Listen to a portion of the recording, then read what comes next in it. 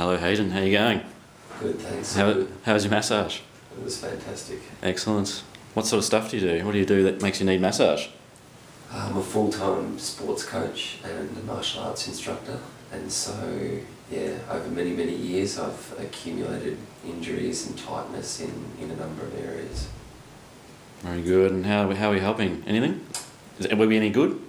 Well, yeah, it was fantastic. I think in particular the main thing was I've had a long-term problem with tightness through the hip flexors, and have had a series of different treatment modalities. But after two treatments with you guys, I'm finding incredible relief. Which I'm a bit surprised with that one myself, because you're pretty sensitive to start with, and second session it's almost gone. Well, yeah, it was amazing. Just how much more you could get in there and how much freer it was, and that has a big impact also on my athleticism, ability to move and speed, and all that. So I think sometimes if you just take the edge off that tightness, you know, something's tight, you don't have to reduce it by 100%, you reduce it by 40%, you go out, you train again, you do your kicks, you do your throws, you do your jogging or whatever, and because you took that 40% of tightness or pain or dysfunction out of it, your body's actually able to get the rest of it fixed itself, because it can move better and it's not, you know, grabbing in pain and protecting.